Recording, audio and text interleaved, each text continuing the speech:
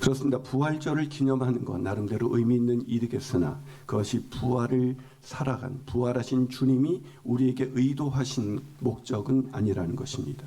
그것 때문에 우리 예수님께서 부활하신 것은 야 나를 좀 내가 부활한 것을 좀 기념해줘 뭐 이렇게 원하셔서 부활하신 것이 아니라는 것이죠.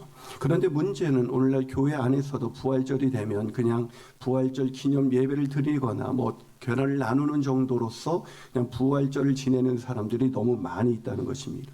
부활의 삶이 무엇이니도 부활의 능력이 무엇인지도 알지 못한 채 그냥 부활절을 기념하면서 또 부활절이 됐네 하면서 그냥 그렇게 지나가는 사람들이 너무나 많이 있다는 것이죠. 그리스도인으로서 누릴 수 있는 가장 큰 축복이 무엇입니까? 라고 저에게 묻는다면 그것은 우리가 부활의 삶을 사는 것입니다. 라고 저는 말할 수 있습니다. 그런데 부활절을 기념할 뿐 부활의 능력을 체험하면서 부활의 삶을 살아가는 사람들이 별로 없다는 것입니다. 참 불행한 일입니다. 오늘 본문이 담긴 고린도전서 15장은 일명 부활장이라고 불리는 장입니다. 부활의 진리가 소개되어 있죠. 그래서 오늘 본문을 통해서 우리가 부활절을 기념하는 인생이 아니라 부활의 삶, 부활의 능력을 체험하면서 우리가 어떻게 살 수 있는지, 우리가 어떻게 하면 부활의 삶을 살 수 있는지를 우리에게 알려주고 있는 것입니다. 자, 그렇다면 부활의 삶을 사는 복을 누리는 이 그리스도인들은 어떤 사람일까요? 첫 번째로 날마다 죽는 사람입니다. 날마다 죽어야 합니다. 오늘 보면 31절은 이렇게 말합니다. 형제들아 내가 그리스도 예수 우리 주 안에서 가진 바 너희에 대한 나의 자랑을 두고 단언하느니 나는 날마다 죽노라. 자, 부활의 삶을 살았던 사도 바울이 어떻게 부활의 삶을 살 수 있었습니까? 날마다 죽었기 때문입니다. 여러분, 한 번은 주일학교 선생님이 예수 그리스도를 믿어야 부활의 몸이 될 수 있다는 걸 알려주기 위해서 아이들에게 퀴즈를 냈습니다. 사랑하는 여러분, 우리도 예수님처럼 부활의 몸을 입으려면 어떻게 해야 되죠? 그러자 이 선생님이 원하는 대답은 예수님을 믿어야 합니다였어요. 그래서 여러분, 예수님 믿어야 된다 이 답을 듣기 위해서 자, 부활의 몸이 되려면 어떻게 해야 되죠? 그러니까 이 주일학교 학생이 예수님처럼 죽어야 합니다. 라고 대답하더라고요. 사랑하는 여러분, 부활을 절대로 경험할 수 없는 자가 있습니다. 죽지 않는 사람입니다. 죽지 않는 사람은 부활을 경험할 수 없습니다.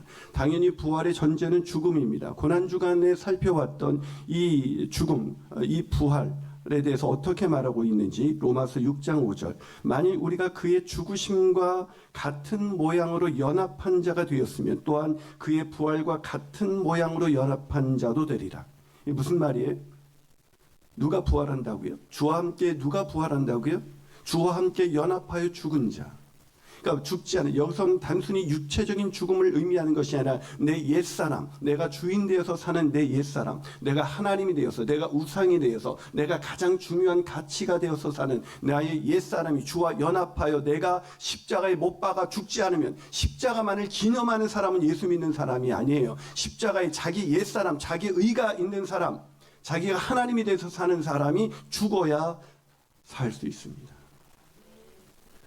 사랑하는 여러분, 그리스도인이 그런데도 그리스도인들이 되어서 살려고만 발버둥칩니다. 하지만 사도 바울은 늘 죽기를 원했습니다. 빌립보서 1장 21절에서 24절 이는 내게 사는 것이 그리스도니 죽는 것도 유익하다. 그러나 만일 육신으로 사는 이것이 내 일의 열매일진데 무엇을 택하여 알는지 나는 알지 못하노라. 내가 그 둘 사이 즉 사는 것과 죽는 것 둘 사이에 끼었으니 차라리 세상을 떠나서 그리스도와 함께 있는 것이 훨씬 더 좋은 일이나 그렇게 하고 싶으나 내가 육신으로 있는 것이 너희들을 위하여 더 유익하니라. 세상을 떠나서 그리스도와 함께 있는 것이 훨씬 더, 이 말은 어떤 뜻이냐면 비교 자체가 안 되는 일이라 라고 얘기하고 있는 것입니다. 그렇습니다. 바울은 날마다 죽겠다고 담대히 그가 자신의 옛자를 죽는 것뿐만 아니라 실제로 그는 이 세상에서 죽어서 이제 귀로 들었던 하나님을 눈으로 만나보기 위해서 날마다 죽기를 소원했던 것입니다. 사랑하는 여러분, 이 사도 바울이 날마다 죽노라. 이것은 내가 죽기가 두려운데 한번 해보겠다는 뜻이 아닙니다. 나도 힘들지만 주님처럼 한번 해보겠다는 게 아닙니다. 더 좋은 일이라. 비교할 수 없이 좋은 일이다 라고 말을 하고 있는 겁니다. 그래서 사도 바울은 날마다 위험 가운데 고난 가운데 있는 것이 기뻤습니다. 날마다 자신의 생명이 위협당하는 그 고난 가운데 있을 때 바울은 언제든 실제로도 죽을 수밖에 없는 위험 속에 늘 있었던 사람입니다. 그게 두렵기는커녕 너무나 기뻤고 너무나 감사했었던 일이었다고 사도 바울은 말하는 것입니다. 사랑하는 여러분, 왜 고난을 그렇게 기뻐했을까요? 고난 때문에 자신의 옛자아가 죽고 실제로 자기가 육체가 죽을 수도 있지만 그 죽음을 통해서 그는 영원한 하나님의 나라, 이제 눈으로 주님을 뵐 수 있는 그 놀라운 축복 가운데 들어갈 수 있었기 때문입니다. 사랑하는 여러분, 우린 지난 한 주간 고난은 축복이 되게, 복음은 고난마저 축복이 되게 한다라는 주제로 5일간 말씀을 나눴습니다. 고난주간 수많은 성도들이 지쳐가기는커녕 더 생기가 돌기 시작했습니다. 그 마음끝에 지금까지는 고난의 무거운 짐이 다 벗겨진 자처럼, 사실 고난의 문제는 여전히 있는데 그것을 다 벗겨진 자처럼 얼굴에 빛이 났던 거 아세요? 우리 김은호 전사님, 목사님 5일간에 지나고 나서 내게 해석되지 않았던 고난에 하나님이 마치 훈장 하나를 달아준 것 같은 느낌이었습니다. 지난 5일간 이 고난주간을 보내시지 않고 어떻게 앞으로 고난을 이기실지 정말 염려가 됩니다. 진짜예요. 여러분이 지금 있는 고난 여러분의 힘으로 풀어 제껴도 또 하나가 올 겁니다. 그게 인생이거든요. 사랑하는 여러분, 왜 고난이 축복입니까에 대해서 답할 수 있어요? 정말 이것이 믿어집니까? 고난이 축복입니까? 바꿔볼게요. 죽음이 축복입니까? 그리스도인 여기서 담대히 이게 훨씬 더 좋은 일이다라고 답할 수 없다면 그 사람의 믿음은 아주 연약하거나 갓난아이 같거나 아니면 믿지 않는 자일 수도 있습니다. 사랑하는 여러분, 고난이 왜 축복입니까? 세상 형통이 뒤이어서 오기 때문에 그렇습니까? 고난 뒤에 내가 원하는 대로 인생이 풀리기 때문일까요? 아닙니다. 고난은 나를 날마다 죽게 만들기 때문입니다. 그래서 고난이 축복입니다. 죽어야 부활하거든요. 고난은 나를 죽게 만듭니다. 죽지 않는 자아를 죽게 만듭니다. 여러분, 아무리 죽고 싶지 않아도요, 인간이 고난이 오면 죽습니다. 여러분, 고난이 왜 축복입니다. 고난으로 인해서 내 옛사람이 죽고 날마다 새 사람, 부활의 삶을 살게 하는 능력이 되기 때문입니다. 그러기에 고난받을 때 여러분은 날마다 죽으십시오. 그러면 날마다 사시게 될 것입니다. 고난 때문에 내가 살아서 고난을 해석하려고 그러지 말고 고난 가운데 날마다 죽으십시오. 그러면 고난은 더 이상 나에게 고난이 되지 않고 우리에게 남은 것은 부활의 삶, 부활의 능력만이 남게 되는 것입니다. 죽지 않기 때문에 고난은 고난인 것입니다. 죽지 않기 때문에 아픈 것입니다. 죽지 않기 때문에 여전히 그 고난이 해석되지 않는 것입니다. 여러분, 인간은 고난을 해석할 수 없습니다. 인간은 고난을 뛰어넘을 수 없습니다. 고난을 해석하고 고난을 뛰어넘는 사람은 그리스도와 함께 날마다 죽는 사람, 그래서 다시 사는 사람, 그 사람만이 고난을 뛰어넘어 부활의 능력을 체험하면서 살아갈 수가 있는 것입니다. 두 번째로 부활의 삶을 사는 복을 누리는 그리스도인은 어떤 사람일까요? 두 번째로 부활을 확신하는 사람입니다. 부활을 확신하는 사람. 말씀드린 것처럼 날마다 죽는 것이 축복입니다. 아멘이십니까? 그래야 날마다 부활의 삶을 살 수 있습니다. 애도 말합니다. 죽어야 부활하죠. 죽어야. 그런데 우리가 느끼는 현실은 그렇지가 않습니다. 날마다 죽는 게 쉽지가 않아요. 고난으로 인해 날마다 죽기보다는 고난 없이 살기를 원합니다. 왜 그럴까요? 아니, 질문을 바꿔보겠습니다. 바울은 어떻게 날마다 죽는 삶이 훨씬 더, 날마다 죽노라, 내가 죽는 것이 훨씬 더 유익하다. 여러분, 전 살면서 그리스도인 중에서 바울처럼 고백하는 사람 본 적이 없습니다. 신앙이 멀쩡한 것 같다 그래도 인생에 고난이 오면 하나님 왜 이러세요? 이런 사람 너무 많이 봤습니다. 고난에 절망하는 사람 너무 많이 봤지만 내가 죽는 것이 더 유익합니다 라고 말하는 사람 본 적이 없어요. 그럼 바울이 남달랐기 때문에 그래요? 아니에요. 자꾸 신앙의 인물을 위인으로 바꾸지 마세요. 하나님이 그렇게 만드신 겁니다. 어떻게? 수많은 고난의 강을 건너면서. 사도 바울이 거기까지 가기까지는 수많은 고난을 건넜다고 사도 바울이 말하고 있지 않습니까? 그 고난을 수도 없이 당해서 환난은 인내는 연단을 낳은 사람만이 소망, 그 하나님께 가는 그 소망 확실히 붙들고 사는 겁니다. 머리로 아는 지식은 한 걸음도 나가지 못하게 만듭니다. 욥기 1장 42장의 욥, 욥기 1장의 욥, 42장의 욥. 이게 뭔지 안 나온 분은 모르죠. 이게 뭔 얘기인지. 그러니까 일장을 위해서 살아갑니다. 예수 믿고 나서도. 안타까운 일입니다. 여러분, 사도 바울이 왜 날마다 죽는 삶을 기뻐할 수 있었을까? 오늘 본문 30절 31절 메시지 성경을 읽어보겠습니다.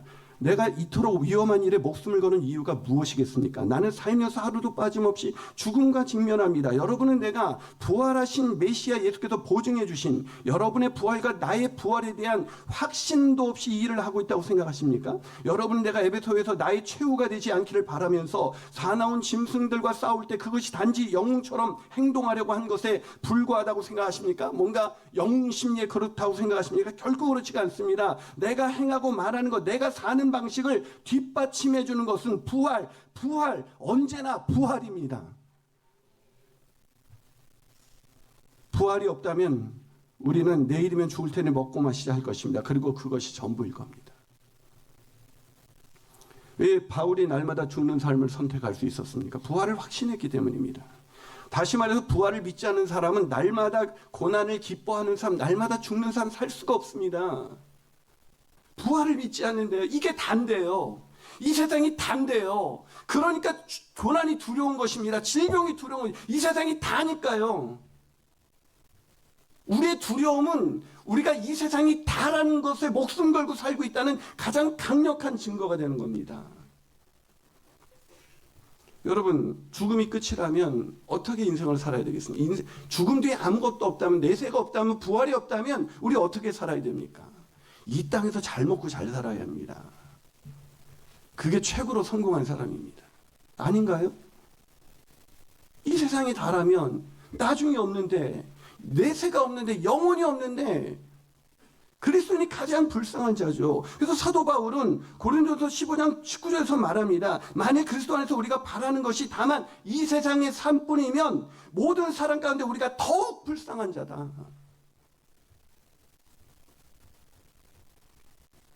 이 세상에 달하면 고난은 축복일 수가 없습니다. 예수 믿고 이 세상 누릴 수 있는 것 다 잃어버린 바울이 가장 불쌍한 자고, 하나님의 아들로 오셔서 기껏 십자가에 달리신 예수는 우리가 믿을 만한 분이면 안 됩니다. 예수는 이 세상에서, 이 세상의 관점으로 보면 실패자입니다. 그래서 십자가가 유대인과 헬라인에게는 어리석고 미련한 것입니다. 그게 받아들일 수 없는 겁니다. 그게.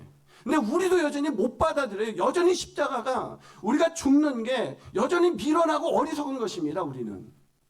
아닌가요? 여러분, 저와 여러분의 믿음을 직면하세요. 우리가 어디까지 이르렀는지 냉철하게 보세요. 여러분 정말 그렇습니까? 죽음이 인생의 끝입니까? 이 세상이 전부가 다입니까? 아니요. 오늘 메시지 성경 19절 20절을 이렇게 기록합니다. 우리가 그리스도께서 얻는 것이 이 세상에서 잠시 사는 동안 누리는 작은 감동이 전부라면, 거기 작은 감동이 있어요. 이 세상에서 성공하고 잘 살고 좋은 것 먹고 좋은 데 가면 작은 감동이 있어요. 근데 그게 전부라면 우리야말로 정말 가엾은 사람들일 겁니다. 그러나 진실은 이렇습니다. 그리스도께서 다시 살아나셔서 장차 무덤을 떠날 사람들의 첫 유산, 첫 열매가 되신 것입니다. 그리스도께서 다시 살아날 이 부활은 이 세상이 다가 아니라는 걸 증명하는 가장 강력한 증거인 것입니다. 주님 부활하셨습니다. 그 말은 이 세상이 다가 아닙니다를 예수님께서 첫 열매, 유대인들에게 첫 열매는 앞으로 뒤를 모든 열매를 포함하는 겁니다. 앞으로 열매를 보장하는 것입니다. 예수님이 부활하신 것처럼 너희도 부활할 거야 라고 얘기하는 겁니다. 여러분, 다시 19절 20절 개역 개정으로 제가 읽어볼게요. 만일 그리스도 안에서 우리가 바라는 것이 다만 이 세상 삶뿐이면 모든 사람 가운데 우리가 더욱 불쌍한 자이니라. 그러나입니다. 이제 그리스도께서 죽은 자 가운데서 다시 살아나셔서 부활하셔서 잠자는 자들의 첫 열매가 되셨도다. 사랑하는 여러분, 예수의 부활은 진실입니다. 그것은 이 세상이 다가 아니라 죽음 뒤에 우리도 부활하여 영원을 산다는 보증이 되는 것입니다. 그러게 가장 불쌍한 사람은 영원을 위해서 이 영혼을 버리고 이 세상에 올인하는 사람입니다. 이 세상이 전부인 것처럼 사는 사람입니다. 그 사람이야말로 교회 다니면서도 그렇게 사는 사람이 가장 불쌍하죠. 차라리 그러려면 차라리 예수 안 믿고 올인하는 게 낫죠. 뭐 주일날 와가지고 굳이 예배드리고 왜 마음의 부담을 가지고 살아갑니까? 그냥 올인하세요, 세상에. 그게 차라리 낫지 않습니까? 양다리 걸치면서 적당히. 그런 사람 못 갑니다. 부활이 없습니다. 부활을 믿지 않는데 어떻게 부활이 있습니까? 믿지도 않는 것이 어떻게 우리에게 주어질 수 있습니까? 부활을 진짜 믿으세요? 그런데 왜 세상에 얽매고 사세요? 우리는 안 믿는 겁니다. 부활절을 예배를 기념 예배를 얼마나 많이 들었겠습니까? 사랑하는 여러분, 이 세상이 다인 것처럼 사는 것, 그건 우리가 이렇게 말한 거면 부활은 없어. 이 세상이 다야. 믿지 않는 사람들에게 우리가 그렇게 말하고, 그래서 믿는 사람들이 우리를 불쌍히 여깁니다. 쟤네 교회 다니면서 가난하고 힘들고 쟤네 그 시간에 이 일을 하지. 부활을 확신하지 않으면 부활의 삶 살 수 없습니다. 마지막으로 부활의 삶을 사는 복을 누리는 그리스도인은 어떤 사람일까? 이 세상의 성공을 위해 살지 않는 사람입니다. 당연하죠. 다시 한번 본문 30절, 32절을 메시지 성경으로 제가 포인트를 색칠을 다른 데 했습니다. 다시 읽어볼게요. 내가 이토록 위험한 일에 목숨을 거는 이유가 무엇이겠습니까? 나는 살면서 하루도 빠짐없이 죽음과 직면합니다. 여러분은 내가 부활하신 메시아 예수께서 보증해 주신 여러분의 부활과 나의 부활, 우리도 부활하는 보증해 주셨다는 그거에 대한 확신도 없이 내가 이 일을 하고 있다고 생각하십니까? 여러분은 내가 에베소에서 나의 최후가 되지 않기를 바라면서 사나운 짐승들과 싸울 때 그것이 단지 영웅처럼 행동하려고 하는 것에 불과하다고 생각하십니까? 결코 그렇지 않습니다. 내가 행하고 말하는 것, 내가 사는 방식을 뒷받침하는 것은 부활 언제나 부활입니다. 부활이 없다면 여기에 우리는 내일이면 죽을 테니 먹고 마시자 할 것입니다. 그리고 그것이 전부입니다. 부활이 없다면, 부활을 믿지 않는다면 우리는 이 세상이 전부인 것처럼 그냥 먹고 마시자. 그게 제일 좋은 데 가서 좋은 것 먹고 좋은 집 살고 좋은 차 사고 좋은 것 누리고 이게 가장 큰 선복이죠. 그래서 기복주의는 기독교가 아닙니다, 여러분. 예수 믿어서 이 세상 복 누린다. 성경에 그런 얘기 없어요. 차라리 그러려면 예수 믿는 거 때려치시고 빨리 세상에서 조금이라도 일을 하십시오. 세상에서 돈 버는 법을 연구하십시오. 돈의 속성 이런 거 읽으세요. 그런 것도 안 읽고 돈 벌려고 그래요. 부활이 없다고 생각하는 사람은 내일이면 죽을 테니 먹고 마시자. 이게 답니다. 먹고 마시는 것. 밭도 사야 되고 소도 사야 되고 장가도 가야 되는 거죠.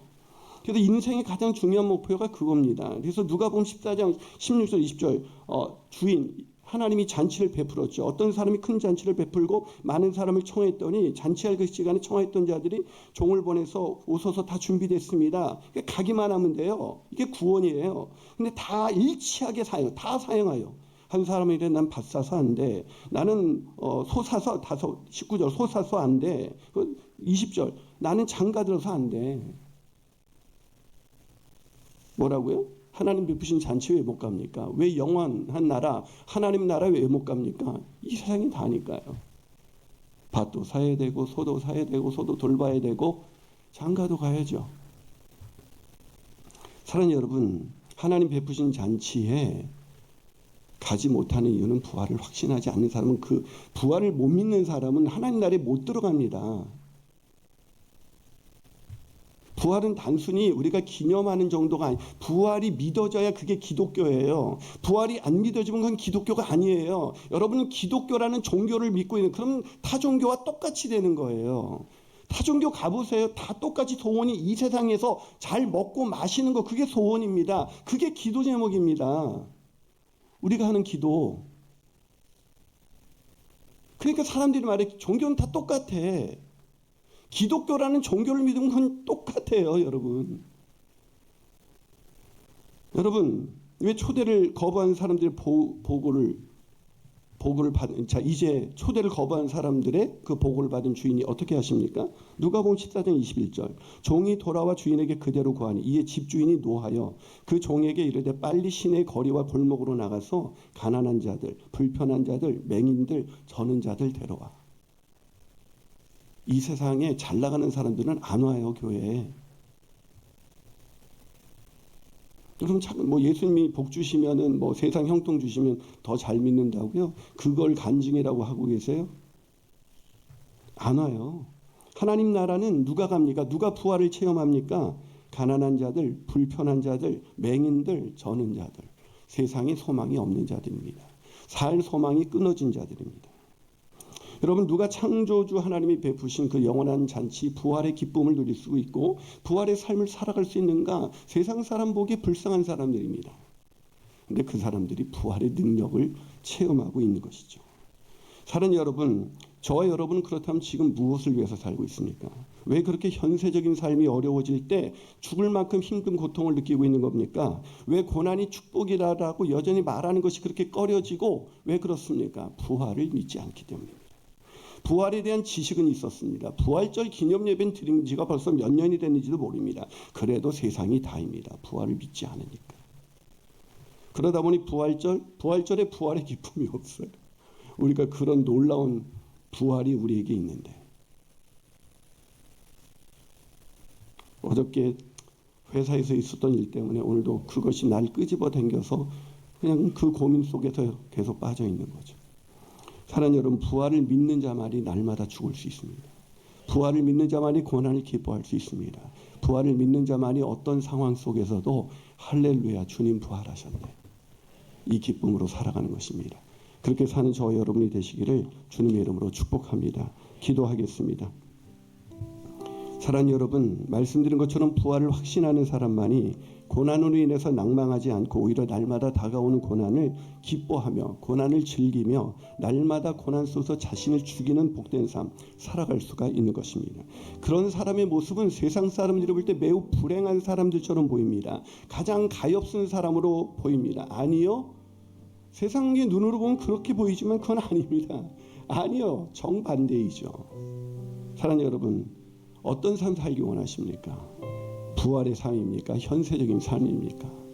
오늘 부활하신 주님이 살아셔서 오늘 우리에게 묻습니다. 너희 무엇을 위해서 살고 있니? 니네들이 내 부활을 믿기는 믿니? 라고 물으십니다. 오늘 부활절입니다. 기념하지 마시고 부활을 살아가도록 이런 약한 나를 강하게 해주십시오. 우리 그 찬양 부르면서 나가도록 하겠습니다.